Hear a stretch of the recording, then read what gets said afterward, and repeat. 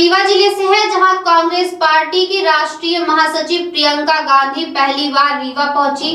चुनावी सभा को संबोधित करते हुए प्रियंका गांधी ने भाजपा सरकार पर जमकर निशाना साधा, साथ ही आरोप लगाया कि मध्य प्रदेश में सबसे ज्यादा महिलाओं पर अत्याचार हो रहे हैं। छत्तीसगढ़ सरकार का उदाहरण देते हुए कहा कि सबसे ज्यादा नौकरियां छत्तीसगढ़ में कांग्रेस सरकार ने दी है। भाजपा सिर्फ वादे करती है, जबकि कांग्रेस किए गए वादों को पूरा भी करती है। इस दौरान रीवा जिले के सभी कांग्रेस पार्टी से प्रत्याशी बनाए गए लोग मौजूद रहे।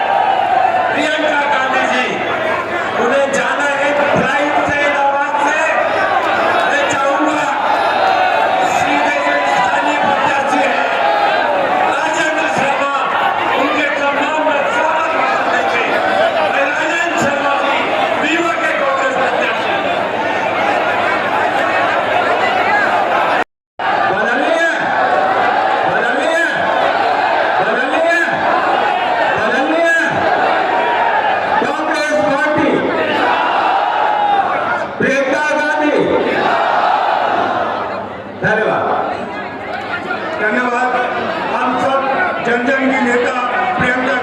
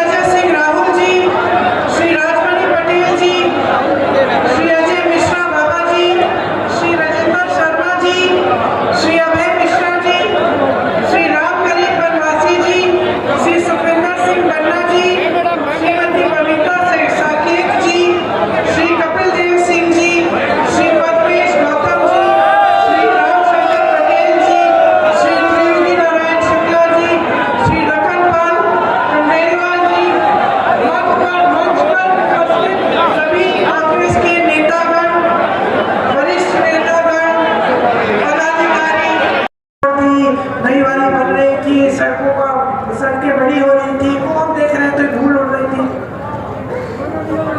कुछ महीनों बाद किसानों ने आंदोलन शुरू किया। किसानों ने आंदोलन इसलिए शुरू किया क्योंकि 3 काले कानून ला रहे थे जिससे किसानों की कमर टूट जाती। किसान समझ गया ये बात, आंदोलन किया। सैकड़ों किसान शहीद हुए, सड़क पर निकले, बैठे रहे महीनों के लिए। आप सब जानते होंगे, आपने पढ़ा होगा अखबारों में, महीनों के लिए बैठे रहे। सर्दी थी, बैठे रहे, पानी नहीं था, बैठे रहे, शहीद हुए। प्रधानमंत्री जी अपने आवास से नहीं निकले उनसे बात करने के लिए। महंगाई से कौन जूझ रहा है? मोदी जी। उनका तो 16,000 करोड़ का हवाई जहाज है, उनको महंगाई से क्या मतलब? मामा जी, कितने घोटाले उनके आंखों के सामने हो गए, उनको महंगाई से क्या मतलब? क्या वो प्याज खरीदने जाएंगे दुकान में? एक आध बार चले भी जाते तो पता चलता कि क्या हालात है पब्लिक की।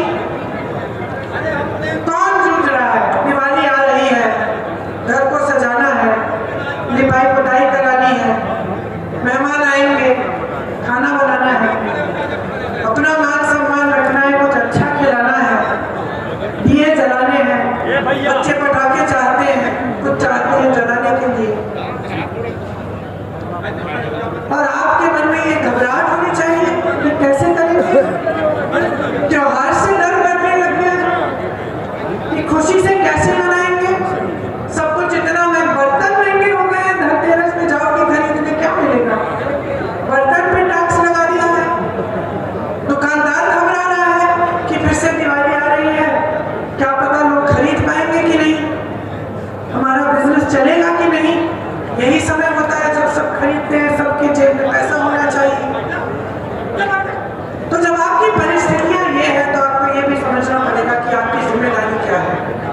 ये लोकतंत्र है।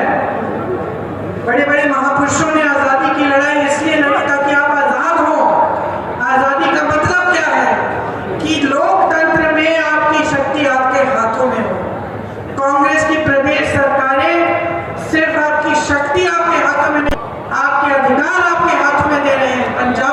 पंचायतों को मजबूत बना रहे हैं, गांव को मजबूत बना रहे हैं, आपकी संपत्ति भी आपके हाथों में दे रहे हैं। ऐसी स्कीम लाके जिसके जरिए महिलाओं के खातों में पैसे डले, आपके कर्ज माफ हो, धान गेहूं के सही दाम मिले, ताकि आपके पैसे आपकी जेब में जाए। कोई नहीं कह सकता कि हमारे पास पैसे नहीं है।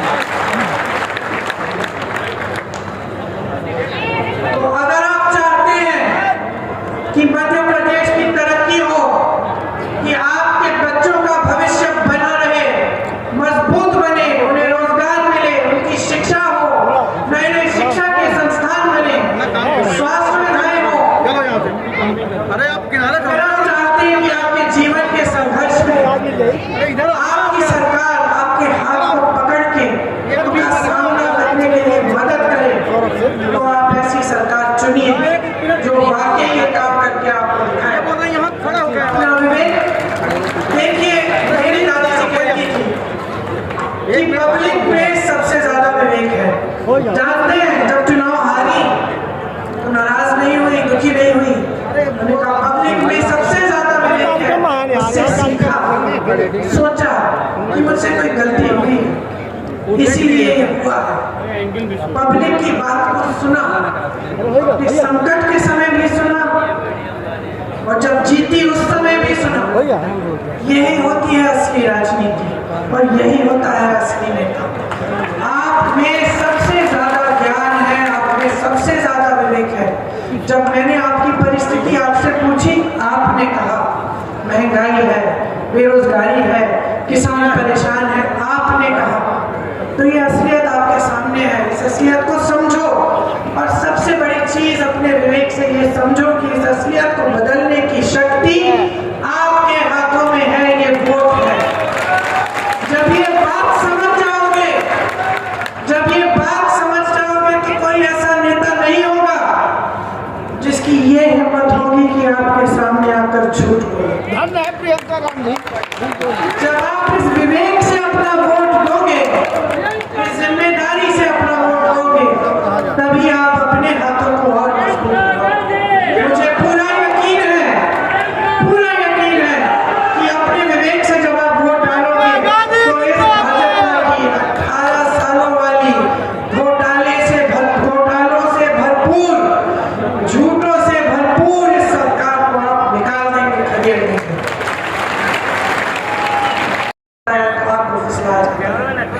समझ लीजिए, अच्छी तरह से समझ लीजिए। आपके प्रदेश को बहुत लोग कहते हैं आरएसएस की प्रयोगशाला है। ठीक है, प्रयोगशाला है। क्या मिला आपको इस प्रयोगशाला से? क्या मिला आपको?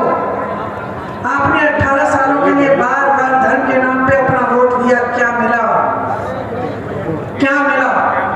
कम से कम आपके बच्चे तो सुरक्षित हो जाते, कम से कम शिक्षा तो मिल जाती, कम से कम एक आध रोजगार मिल जाता। 21 रोजगार के 3 सालों में शर्म आनी चाहिए। सबक सिखा दो ना, बहुत हो गया है, बहुत हो गया है। अब समय आ गया है, सब नेताओं को सबक सिखाओ।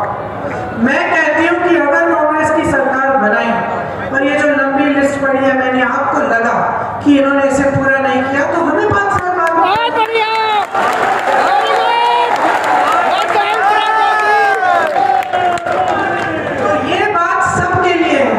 बाद चाहिए। आपने लंबी चौड़ी बातें सुन ली, दिवाली आ रही है, उसके लिए बहुत बहुत शुभकामनाएं मेरी तरफ से।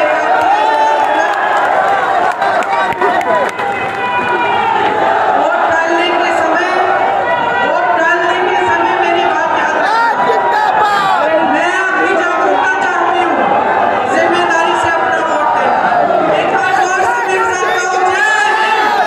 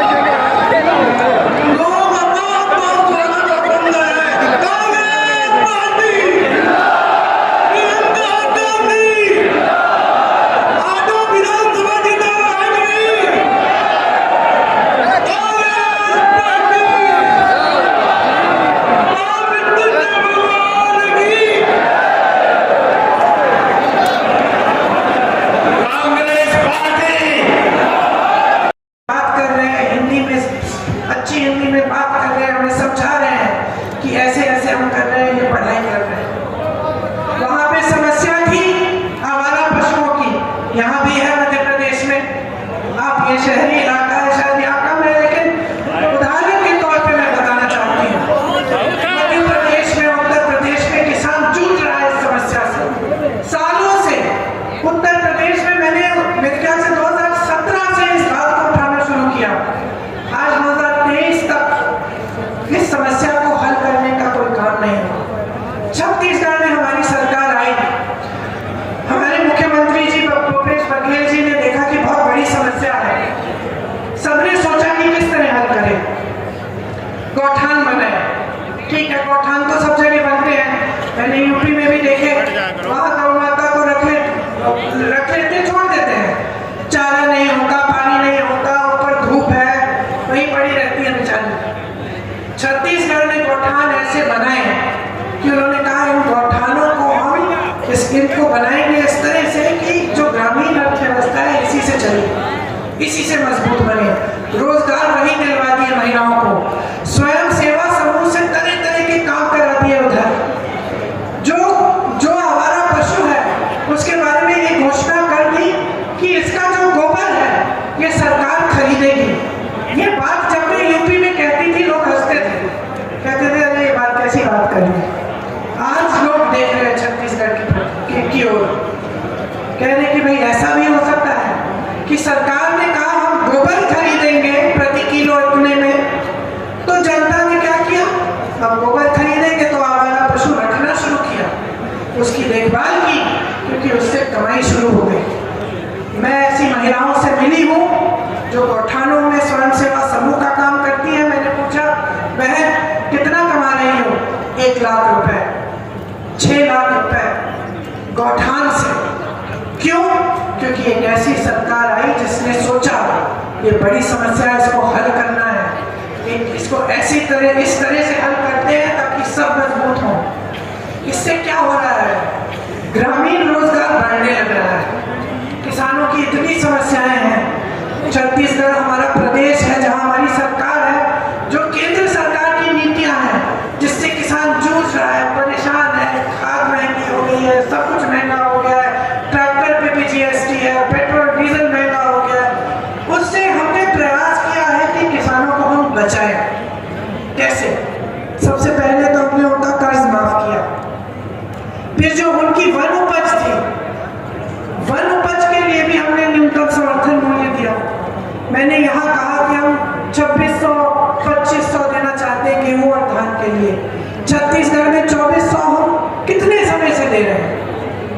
मोदी जी की वाराणसी उनका संसदीय क्षेत्र है, उसमें 1200 से 1400 मिल रहे हैं, और मोदी जी आते हैं छत्तीसगढ़, क्या कहते हैं कि भाई मैं भेज रहा हूँ धान के पैसे, तो फिर वाराणसी भेजिए ना, जहाँ आपकी सरकार है, वहाँ नहीं भेज रहे हैं।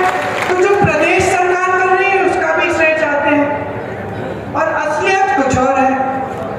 लेकिन मेरा मतलब, ये सब कहने का मतलब क्या है, रोजगार छत्तीसगढ़ में बढ़ा है। आज पूरे देश में सबसे कम बेरोजगारी कौन से प्रदेश में है? ये मेरे कहने से मत मानिए, आंकड़े देखिए, सबसे कम बेरोजगारी छत्तीसगढ़ में है। और यहाँ क्या हालात है, पूरे देश भर में 45 सालों में सबसे ज्यादा बेरोजगारी आज है मोदी जी की सरकार की किए हुए काम है। प्रदेश में, आपके प्रदेश में बेरोजगारी इतनी बढ़ गई है कि पूछिए मत, घोटाले ही घोटाले हो रहे हैं, बच्चे बेचारे पढ़ते हैं, आप लोग मेहनत करते हो अपने बच्चों को पढ़ाने के लिए, दिन रात नौकरी करते हो, खेती में मजदूरी करते हो, जो भी करते हो, उनको पढ़ाने लिखाने के लिए, उनके भविष्य को मजबूत बनाने के लिए पढ़ते हैं, मेहनत करते हैं। आप प्राइवेट में ट्यूशन कराते हो, फीस भरते हो, किसी न किसी तरह से जुगाड़ करके। इतनी महंगाई के जमाने में पता चलता है कि परीक्षा में ही घोटाला हो गया। यूपी में कुछ ऐसे बच्चे थे, 26-27 साल के हो गए थे, इंतजार करते करते करते दीदी 6 साल से इंतजार कर रहे हैं, अभी तक नियुक्तियां नहीं हुई। हम बार 2-3 बार हमने परीक्षा की, फिर छोड़ा कि कितनी बार करेंगे, नियुक्तियां एक न एक दिन तो आ ही जाएंगे, ठहर जाते हैं। ठहरते ठहरते उम्र बीत गई,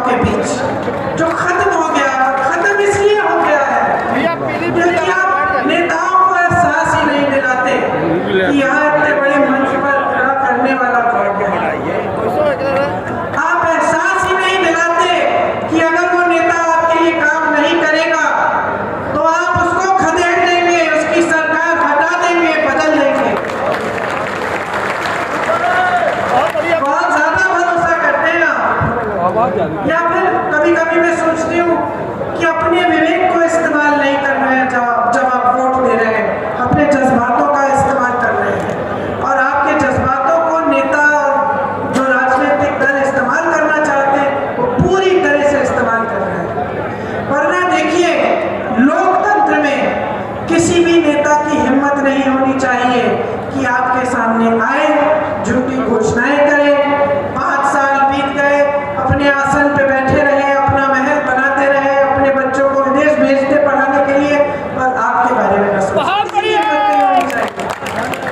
मैंने कहा, रिश्ता निभाने से बनता है, वरना मामा कंस मामा भी थे। तो ये शिकायत है मेरी कि आप सबक नहीं सिखाते। बगल में छत्तीसगढ़ है, बगल में एक तरफ छत्तीसगढ़, एक तरफ उत्तर प्रदेश, एक तरफ कांग्रेस, एक तरफ भाजपा, बीच में आप और आपके यहाँ भी भाजपा की सरकार है कि नहीं? मैं आपको बताना चाहती हूँ कि कांग्रेस की सरकार ने आपके बगल के प्रदेश में क्या क्या काम किए हैं, ताकि आप तुलना कर पाए कि आपके यहाँ क्या हो रहा है, वहां क्या हो रहा है। शिक्षा के बारे में बात करते हैं। यहाँ शिक्षकों के पद खाली हैं, 7,000 से अधिक पाठशाला बंद हुए हैं इनके कार्यकाल में, बंद हुए हैं भैया। वहाँ हमारी सरकार ने एक नए तरह का पाठशाला बनाया हर जिले में, जैसे नवोदय